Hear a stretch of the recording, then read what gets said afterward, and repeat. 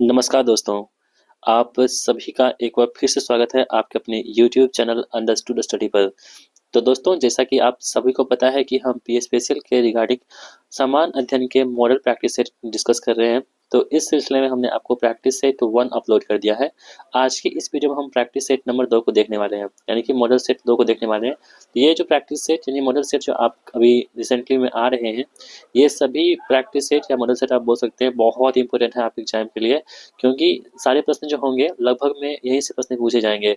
तो वीडियो को आपको मिस मत करना है, सभी जो मॉडल सेट आ रहे हैं सभी को वॉच करना है और अपना जो स्कोर है कमेंट बॉक्स में बताना है कि आपने इस मॉडल सेट 2 में कितना स्कोर किया है। तो चलिए स्टार्ट करते हैं हम आज की इस वीडियो को। दोस्तों, पहला सवाल आपकी स्क्रीन पर है कि निम्नलिखित में से किसे भारतीय संविधान की आत्मा के रूप में वर्णित किया गया है। ठीक है, तो दोस्तों वीडियो को पहले पॉज कीजिए, आप खुद से ट्राई कीजिए इसका आंसर क्या आने वाला है। तो भारतीय संविधान की आत्मा के रूप में किसने वर्णित किया है, तो राज्य के नीति तत्व यानी कि डीपीएसपी है। ठीक है, दूसरा आपके पास क्या है दोस्तों, लोकसभा है, प्रस्तावना है, राज्यसभा है। तो आपसे बेसिकली ये प्रश्न पूछा जा रहा है कि किसमें कहा गया है कि भारतीय संविधान की आत्मा जो है वर्णित है दोस्तों। तो आप लोग ध्यान रखेंगे प्रस्तावना में, जो भारत का प्रस्तावना है दोस्तों उसी में क्या है, तो वर्णित है भारत के संविधान की आत्मा किसको बोलते हैं, प्रस्तावना को कहा जाता है। तो ऑप्शन नंबर सी यहाँ पे इस प्रश्न का बिल्कुल सही जवाब हमारा हो जाएगा। ठीक है, तो ये आप सभी के लिए इंपॉर्टेंट यहाँ पे हो जाता है। दोस्तों डीपीएसपी की हम बात करें तो ये कहाँ से ली गई है, आयरलैंड के संविधान से लिया गया है। ठीक है, और दोस्तों ये जो डीपीएसपी है हमारे पास, तो अनुच्छेद नंबर 36 से 51 के बीच में हमारे संविधान में इसका वर्णन किया गया है। अगला प्रश्न है लोकसभा। दोस्तों लोकसभा की हम बात करें अगर, तो लोकसभा कौन सी है हमारे पास, तो 81 में लोकसभा अनुच्छेद में, और राज्यसभा कितनी है, तो 80 में आपके अनुच्छेद नंबर 80 में आपके राज्यसभा की चर्चा की गई है। और संसद की बात करें अगर दोस्तों, 79 में जो है आपके पास संसद की चर्चा की गई है। इसे भी आप लोग ध्यान में रखेंगे। तो ऑप्शन सी यहाँ पे इस प्रश्न का बिल्कुल सही जवाब हमारा हो जाता है। बढ़ते हैं हम अगले प्रश्न की ओर। अगला प्रश्न कह रहा है कि पद्मावत के रचयिता कौन थे, यानी कि जो पद्मावत जो पुस्तक है इसके रचयिता यानी कि लेखक कौन है। आपके पास 4 ऑप्शन दे रखे हैं। तो दोस्तों इसका सही जवाब क्या होगा, option number A, Malik Muhammad Jayasi के द्वारा जो है पद्मावत को लिखा गया है। बहुत ही ज्यादा इंपॉर्टेंट है दोस्तों ये प्रश्न आप सभी के लिए, क्योंकि ये प्रश्न बहुत ज्यादा एग्जाम में प्रश्न पूछे जा चुके हैं। तो ऑप्शन नंबर ए यहाँ पे इस प्रश्न का आंसर हमारा हो जाएगा। अगला प्रश्न देख लेते हैं हम लोग। कह रहे हैं कि भारत की सबसे बड़ी तटीय खारे पानी की झील इनमें से किस राज्य में स्थित है। तो भारत की सबसे बड़ी तटीय खारे पानी की जो झील है दोस्तों, ये कहाँ पे आपके हैं, उड़ीसा राज्य में स्थित है। ठीक है, ऑप्शन नंबर जो बी है हमारे पास है उड़ीसा, यही क्या होगा इस प्रश्न का आंसर होगा, जो उड़ीसा में स्थित है, जिसका नाम क्या है दोस्तों, इसका नाम आपके पास चिल्का झील है। ठीक है, तो चिल्का झील या पूछे कहाँ पे है, या आपको पूछे कि तटीय खारे पानी की झील कहाँ पे दोस्तों, तो आपको बताना होगा वो कहाँ पे है, चिल्का झील यानी कि उड़ीसा राज्य में हमें देखने को मिल जाता है। अगला प्रश्न देख लेते हैं हम लोग। कह रहे हैं कि भारत के किस वायसराय ने देसी भाषा प्रेस अधिनियम यानी कि परमेक्युलर प्रेस एक्ट का प्रस्ताव वापस लिया था। जो वर्नाकुलर दोस्तों एक्ट था ना, वर्नाकुलर प्रेस एक्ट, वही उसी के बारे में हम बात कर रहे हैं। तो वर्नाकुलर जो प्रेस एक्ट था ना, इसको किसने वापस लिया था, ये आपको प्रश्न पूछा जा रहा है दोस्तों। देखिए, इसको लगाया था लॉर्ड लिटन ने। ठीक है, लगाया था लॉर्ड लिटन ने, लगाया था किसने, लॉर्ड लिटन ने, लेकिन हटाया दोस्तों कौन था, लॉर्ड रिपन ने। इसे क्या किया था, इसे वर्नाकुलर प्रेस एक्ट को हटा लिया था। ठीक है, ऑप्शन नंबर डी यहाँ पर हमारे प्रश्न का आंसर हो जाएगा। जीपीएस के संदर्भ में निम्नलिखित में से कौन सा कथन सही है। दोस्तों जीपीएस जो है ना, जीपीएस इसके बारे में कह रहा है कि आपके पास 4 ऑप्शन दे रखे हैं, इसमें से आपको ये चूज करना है कि कौन सा ऑप्शन आपके अनुसार सही होगा। ठीक है, तो दोस्तों हम देख लेते हैं। पर्वत और बिल्डिंग ब्लॉक जीपीएस सिग्नल के लिए बाधा बन सकते हैं, ये कथन यहाँ पे सही दे रखे हैं। बाकी अन्य कथन जो यहाँ पे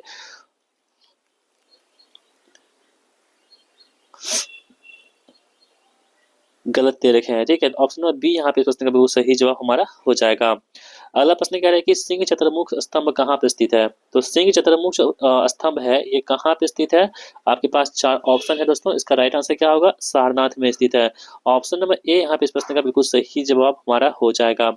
इनमें से किस पौधे को ग्रीन गोल्ड कहा गया है। तो दोस्तों जो पौधा हमारे पास है बांस, बांस जो बम्बू होता है ना, बम्बू, बम्बू को दोस्तों क्या कहा गया था, आपको ग्रीन गोल्ड के नाम से जानते हैं बम्बू को, आप लोग ध्यान रखेंगे। ऑप्शन सी यहाँ पे इस प्रश्न का आंसर हमारा हो जाएगा। और दोस्तों जो देसी हम लोग जो यूज करते हैं मतलब कि दवाई में, वो तुलसी का इस्तेमाल करते हैं। तो ऑप्शन सी यहाँ पे आंसर हमारा हो जाएगा। अगला प्रश्न देख लेते हैं हम लोग। उलट बांसी किस भक्त कवि की एक विशिष्ट योगदान है। तो उलट बांसी जो है ना दोस्तों, ये किस भक्त कवि का एक विशिष्ट योगदान है। तो इसका आंसर सही होगा क्या, कबीर का है। ठीक है, ऑप्शन सी यहाँ पे इस प्रश्न का आंसर हमारा हो जाएगा। निम्नलिखित में से कौन सी आउटपुट डिवाइस नहीं है, ये आपके पास कंप्यूटर का सवाल है।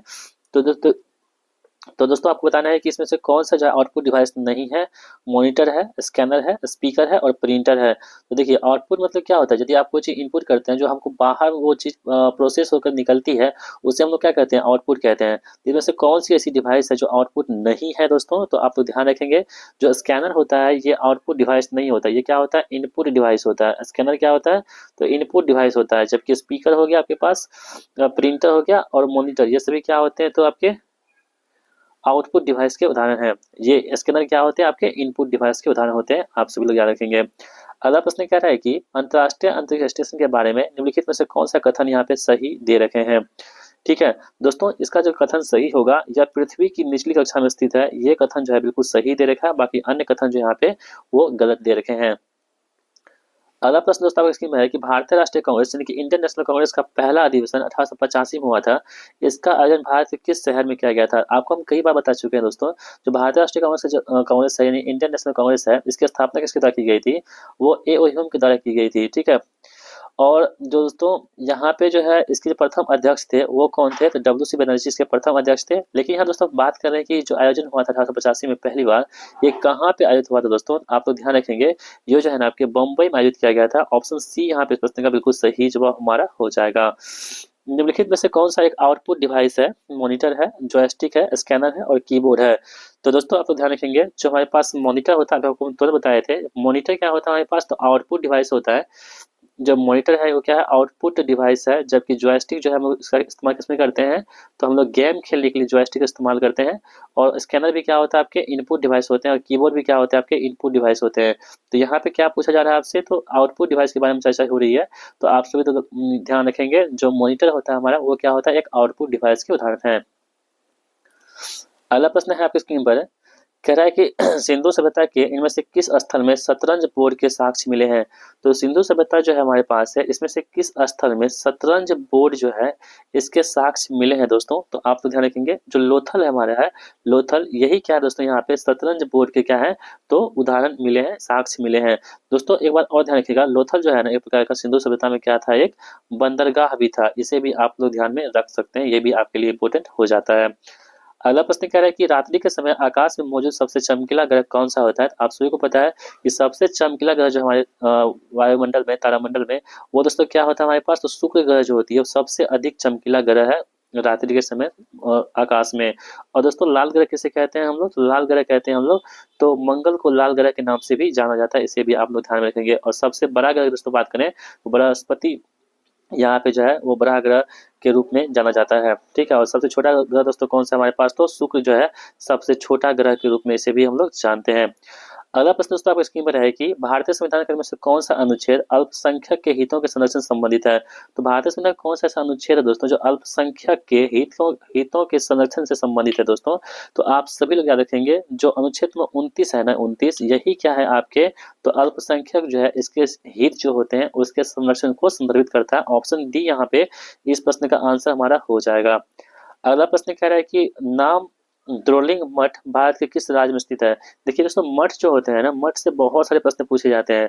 यहाँ पे कह रहा है कि नाम द्रोलिंग मठ जो है भारत के किस राज्य में स्थित है। आपके पास 4 ऑप्शन दे रखे हैं।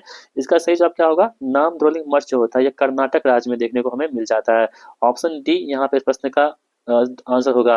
दोस्तों एक है बेलूर मठ, कौन सा दोस्तों, तो बेलूर मठ जो है दोस्तों ये कहाँ पे आपको देखने को मिलता है, तो ये आपके कोलकाता में जो है, वेस्ट बंगाल, यहाँ पे आपको देखने को मिलता है बेलूर मठ। ठीक है, इसे भी आप लोग याद रखेंगे। अगला प्रश्न दोस्तों आपकी स्क्रीन पर है कि मैंग्रोव वन कहाँ पाए जाते हैं। अगला प्रश्न कह रहा है कि मैंग्रोव वन कहाँ पाए जाते हैं। आपके पास 4 ऑप्शन दे रखे हैं। तो दोस्तों इसका सही जवाब क्या होगा, ऑप्शन नंबर सी, यानी कि ज्वार भाटा से प्रभावित तटों में जो है मैंग्रोव वन देखने को मिलता है। और सबसे दोस्तों मैंग्रोव वन का जो सबसे अधिक बड़ा है वो सुंदर वन का डेल्टा जो है, वहीं पे आपको जो है आपके मैंग्रोव वन सबसे अधिक दिखाए जाते हैं, जो कहाँ पे है, पश्चिम बंगाल में हमें देखने को मिल जाता है। अगला प्रश्न दोस्तों आपकी स्क्रीन पर है कि हैदर अली कहाँ का शासक था। ठीक है, आपके पास 4 ऑप्शन दे रखे हैं हैदर अली के बारे में। तो हैदर अली जो है दोस्तों कहाँ का शासक था, आपको पता है कि हैदर अली का जो पुत्र था उसका नाम क्या था, उसका नाम था आपके टीपू सुल्तान। क्या था, टीपू सुल्तान था। तो हैदर अली की यहाँ दोस्तों हम बात कर रहे हैं, और हैदर अली कहाँ का शासक था दोस्तों? ये आपके मैसूर का शासक था। ऑप्शन नंबर सी जो है यहाँ पे इस प्रश्न का आंसर हमारा हो जाएगा।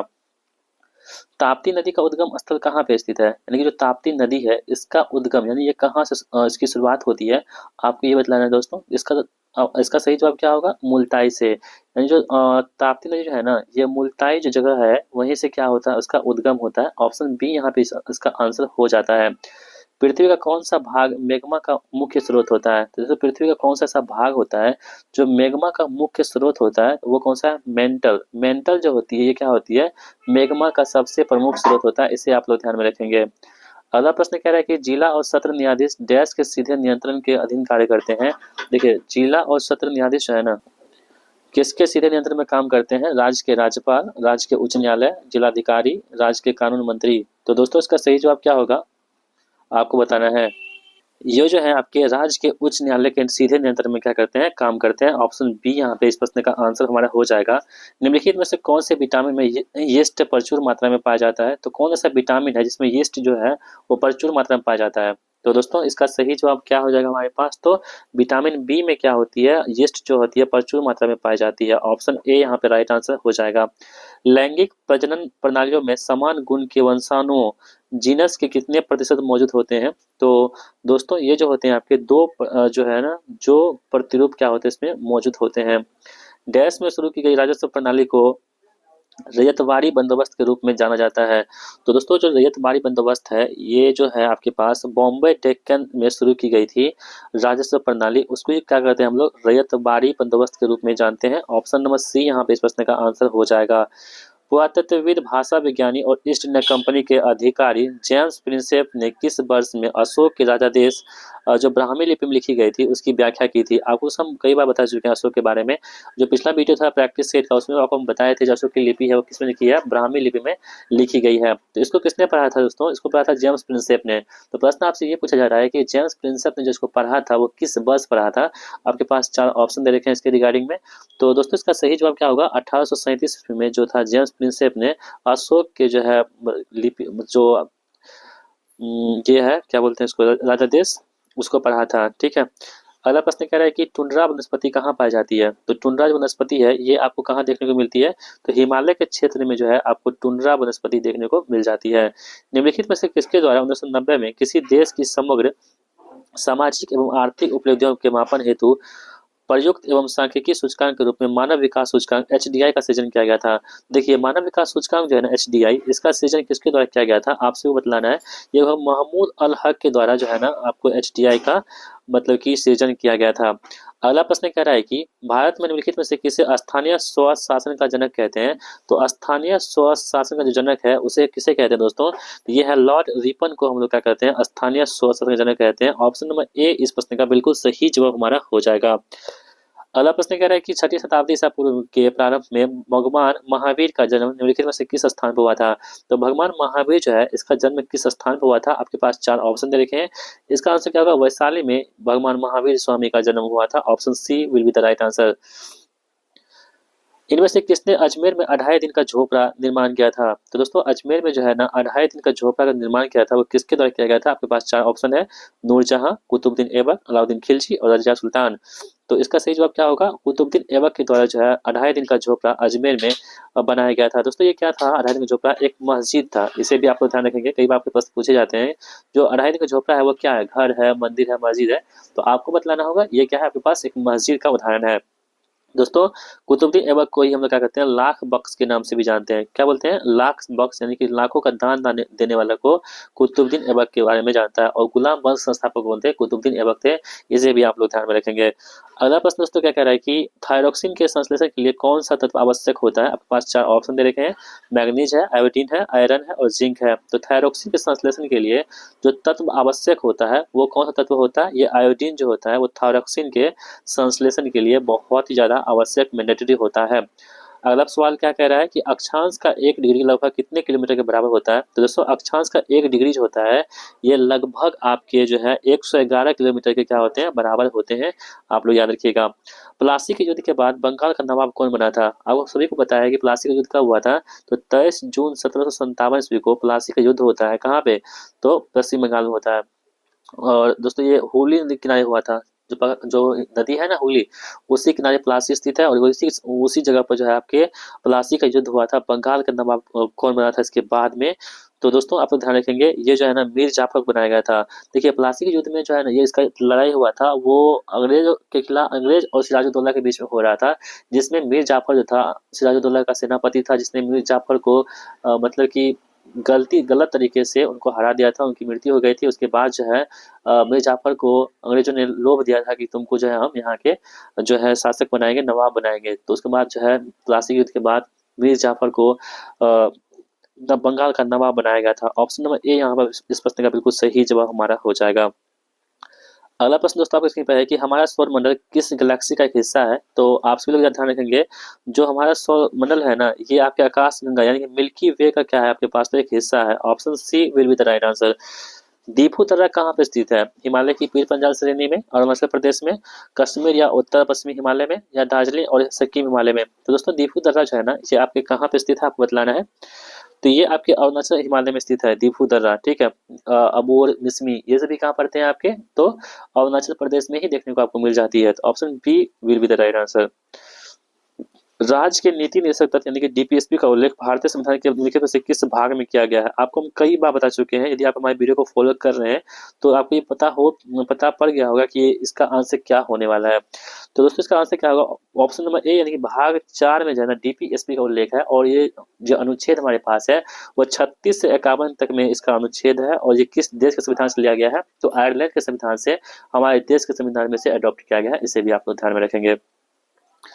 स्वतंत्रता पूर्व भारत में किस आंदोलन ने कपास उत्पादन को प्रोत्साहन दिया था? तो किस आंदोलन ने कपास उत्पादन को प्रोत्साहन दिया था दोस्तों? तो आप सभी लोग ध्यान रखेंगे, ये था स्वदेशी आंदोलन ने, ठीक है।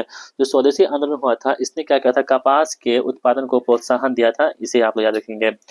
बाणभट्ट किस राजा का दरबारी कवि था? तो दोस्तों जो बाणभट्ट है ना, बाणभट्ट जो है ये हर्षवर्धन के दरबारी कवि थे। Option B will be the right answer. जो बाणभट्ट थे, बाणभट्ट ये किसके दरबारी थे, तो हर्षवर्धन के दरबारी थे बाणभट्ट। सीधी कार्यवाही दिवस की घोषणा किसने की थी? आपसे दोस्तों जैसे प्रत्यक्ष कार्यवाही दिवस भी बोलते हैं, डायरेक्ट एक्शन बोलते हैं, या सीधी कार्यवाही दिवस कहते हैं, इसकी घोषणा किसने की थी दोस्तों? आप सभी लोग ध्यान रखेंगे, यह मोहम्मद अली जिन्ना के द्वारा जो है आपको सीधी कार्यवाही दिवस के रूप में मनाया जाता है। इन्होंने इसकी घोषणा की थी। और दोस्तों जो आपके पास आज की इस वीडियो का यानी कि मॉडल सेट नंबर 2 का लास्ट सवाल आपके स्क्रीन पर है। कह रहा है कि गुप्त साम्राज्य के निम्नलिखित राजाओं में से कौन एक अच्छा वीणा वादक भी था? तो दोस्तों ये प्रश्न आप सभी के लिए हम छोड़ेंगे कमेंट बॉक्स में, देखते हैं कितनों को पता है इसका आंसर। यदि आप चाहते हैं इसका आंसर देना तो आप कमेंट बॉक्स में जरूर इसका आंसर दीजिएगा, हम आपके जवाब का इंतजार करेंगे। तो चलिए मिलते हैं नेक्स्ट प्रैक्टिस में। यह वीडियो देखने का आप सभी दोस्तों का बहुत बहुत धन्यवाद। Thanks for watching my video. दोस्तों अगर थोड़ी सी भी आपको वीडियो अच्छी लगी हो तो वीडियो को जरूर लाइक कीजिएगा, और इस वीडियो को अपने दोस्तों के साथ भी शेयर कर दीजिएगा। तो चलिए मिलते हैं नेक्स्ट वीडियो में, तब तक के लिए जय हिंद, वंदे मातरम।